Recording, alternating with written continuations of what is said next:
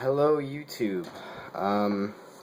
This is about, I suppose this is my first video like this. I've been wanting to put out videos like this for a while now, but you know, it's either stuff got in the way, or I haven't had time, or I've been lazy, or I haven't been able to get the videos just right, stuff like that. But at this point, I don't care. This video is definitely not a deal. I'm shooting it from my phone because my camera's dead and I can't find the charger. It's not gonna be professionally, perfectly edited or anything like that. It's gonna be, you know, an amateur video. But I'm okay with that. I'm not doing this because I'm expecting to get 1,000 views or subscribers or what have you. I'm just doing this because I'm fed up. I'm fed up, and I can't take it anymore. I can't just sit here and take all this in and not do something. So this is me making an attempt to do something, and I think this is what everybody needs to be doing, in my opinion.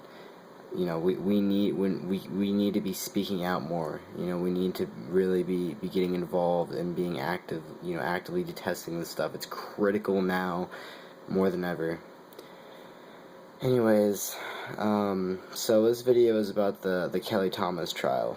If you don't know about Kelly Thomas, well, he was a 37-year-old homeless man who in 2011 was beaten to death by multiple cops on video, and these cops got away with it. Yes, you heard me right. These cops beat this Kelly Thomas, this innocent, schizophrenic, 37-year-old homeless man who was known to be a gentle, kind person.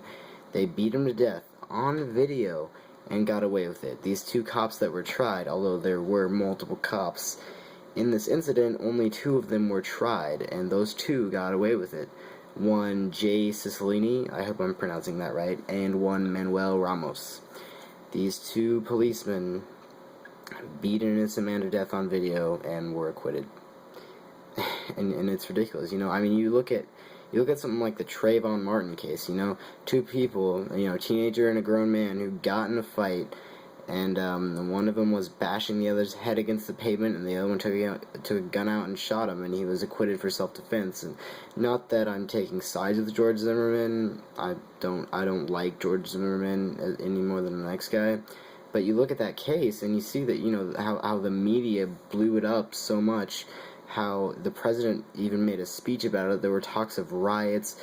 You know, there was, like, you know, we were practically on the verge of a race war, even though Zimmerman was half Hispanic, which white supremacy doesn't make any sense in that situation.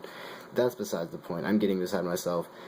You look at that case, and you see, you know, all that happened with that, and then you look at the Kelly Thomas case, and you know, everybody's turning a blind eye to it. You know, the media's not giving it attention. I don't see Obama making any speeches about Kelly Thomas, and although it is getting a lot more attention, I've noticed that, because I've known about this case for a couple years, but it's just now getting attention because the trial is over and done with, which I'm happy. I'm grateful for the attention it's gotten, and you know, there have even been protests, which is great.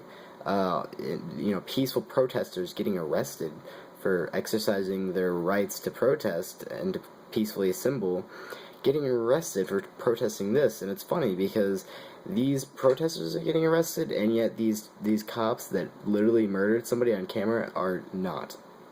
That's good old American justice for you. Anyways, so, you know, I just wanted to make this video to send a message. How many more? How many more will they kill before you do something about it, before you stand up? How long will this continue? Because this Kelly Thomas case, it's nothing new. I mean, yeah, it's a huge deal. I'm not making light of it, but it's nothing new. This type of stuff happens all the time. Cops getting away with murder and harassment and, you know, thievery and just abuse, all this stuff. Cops getting away with it, you know, and nothing happens. No outcry, no nothing.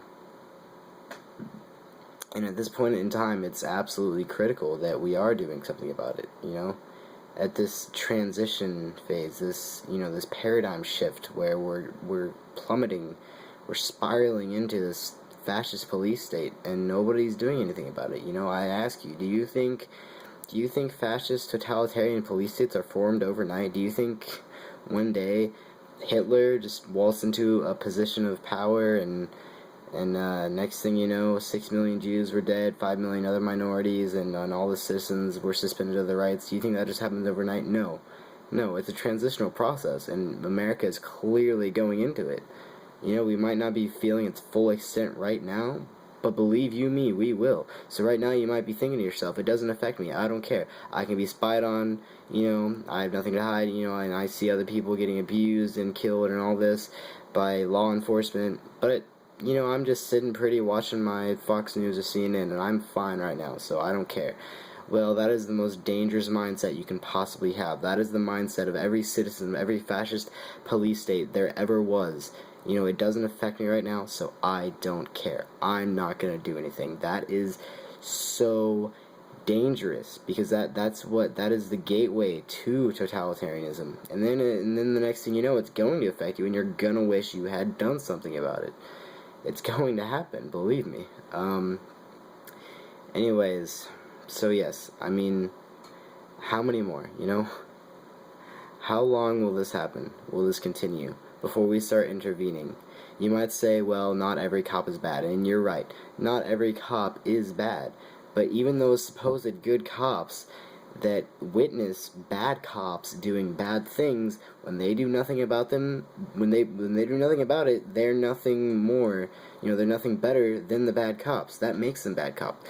And you know what? The same thing goes for us civilians. For us bystanders. When you see something going on, when you see a cop abusing your fellow citizen, and you do nothing about it, well, that's absolutely morally unjustifiable.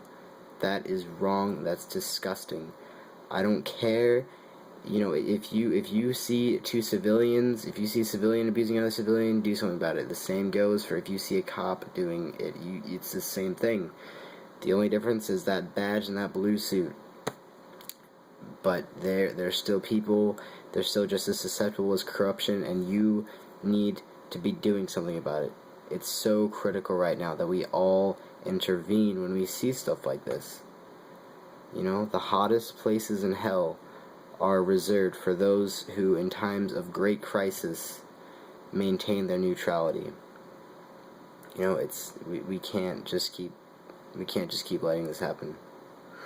It's getting bad, it's getting horrible, and one day it will affect you, and it will affect me, and we will all be feeling the full extent of this police state that we are headed for. And it makes me sad. It deeply saddens me. And anyways, I just had to get that out. I had to, you know, vent all this, because sometimes a post on Facebook just isn't enough. So, those of you who braved your way through this video, thank you for your time, which I'm sure you're very few, but that is all. That was my message to you, and I hope that I at least, I got through to at least one person out there. That's my only goal. So, thank you for your time. You've been great.